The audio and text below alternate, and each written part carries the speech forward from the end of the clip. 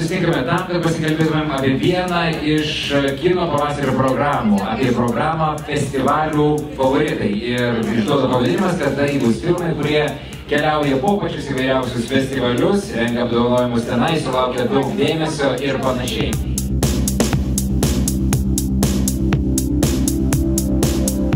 Didžioji dauguma filmų, tai turbūt galima sakyti 98 iš jų apkeliavo daugiau nei 10 festivalių ir tik vienas atvyko pas mus tik su vienu festivaliu, jis labai šviežias ir naujas ir mes jį pamatėme Berlyno kino festivalyje, bet jau dabar jis geidžiamas visų ir visur. Tai festivalių favorituose yra 17 filmų, aš juos taip šiandienai susiskirščiau į 4 grupės ir pirmai grupėje aš pasirinkau žodį pasiskolinęs iš Oskaro nugalėtojo, kartu DiCaprio laimėjo, bet laimėjo ir sensacija.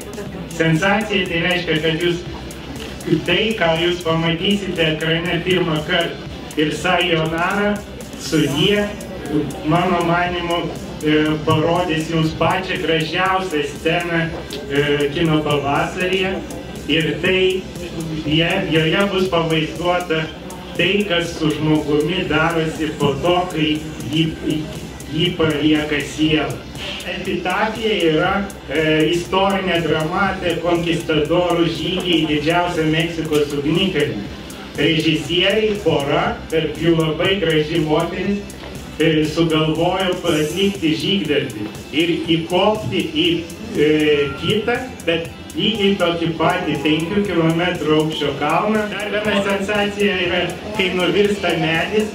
Filmas baskų kalba Lietuvoje ko gero netoks dažnas reiškinys ir jūs jame pamatysite daug baskų mitologijos, taip kaip gyvena baskų šeimos. Kitas tikrais įvykiais paremtas filmas vadinasi Nizė, beprotybės širdis. Jį į Vilnių atvažiuos pristatyti brazilų režisierius Roberto Bellini. Šiandien jūs pamatysite Trumaną, kurį mes atradome San Sebastiano kino festivalyje ir jis ten laimėjo sidabrinę kriauklę už geriausią aktorių vaidybą.